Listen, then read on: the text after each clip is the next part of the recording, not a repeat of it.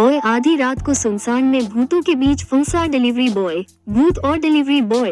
भूतों के बीच फंसे डिलीवरी बॉय। भूत और डिलीवरी बॉय की कहानी हैरान करने वाली है। जयपुर में एक खानदानी मिठाई की दुकान थी। इनकी चौथी पीढ़ी अब मिठाई के बिजनेस में उतर रही थी। मालिक की बेटी अब बिजनेस टेक ओवर कर रही थी।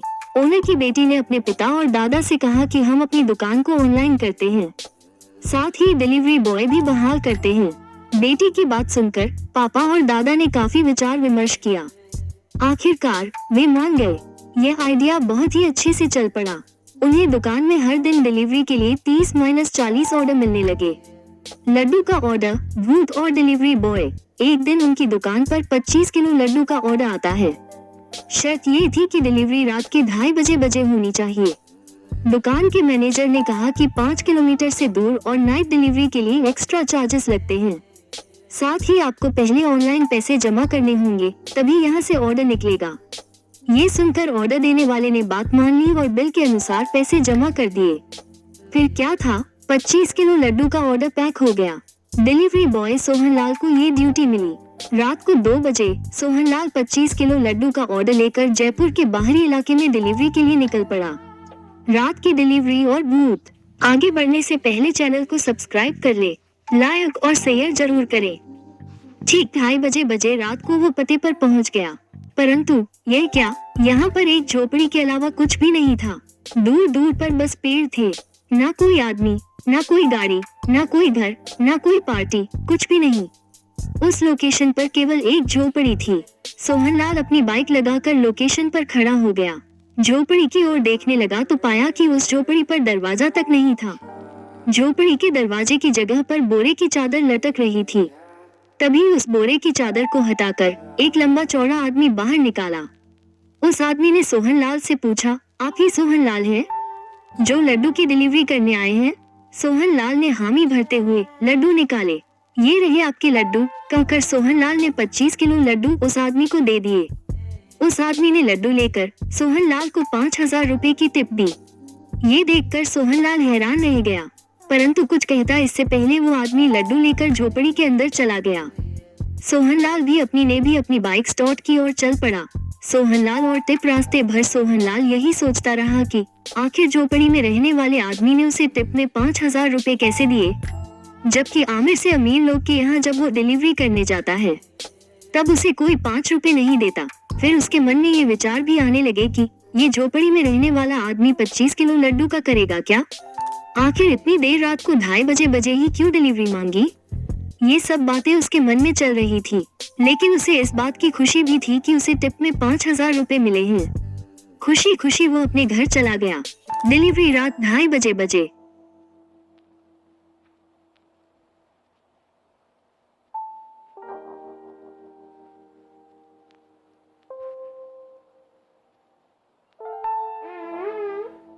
अगले दिन फिर से 25 किलो लड्डू का ऑर्डर उसी आदमी ने उसी पते पर दिया।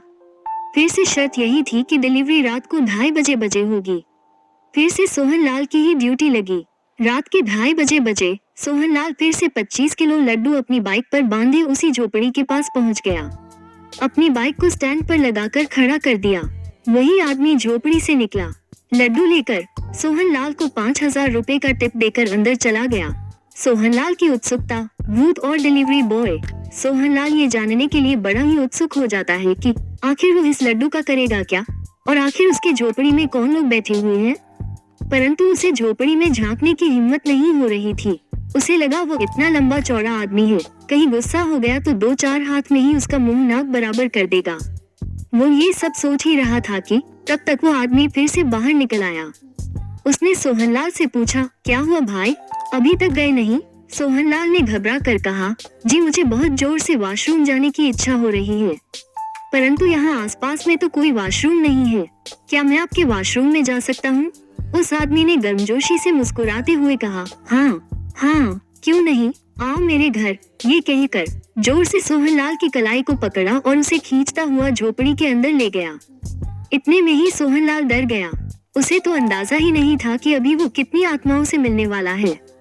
जैसे ही झोपड़ी के अंदर पहुंचा, उसकी आंखें फटी की फटी रह गई। भूतों से भेंट, भूत की कहानी।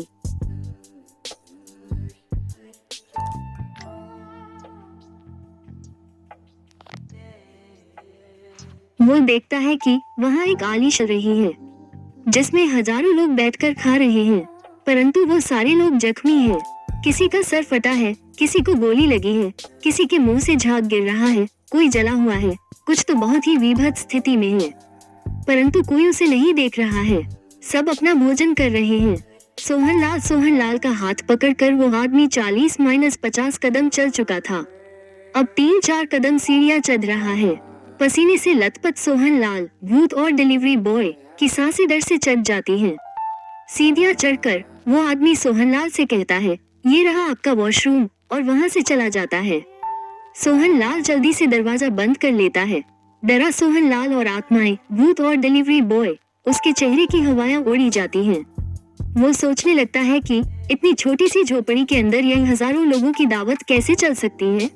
क्या भूतों के बीच फंस गया हूँ? इतने मृत लोग बैठकर यहाँ भोजन कर रहे हैं।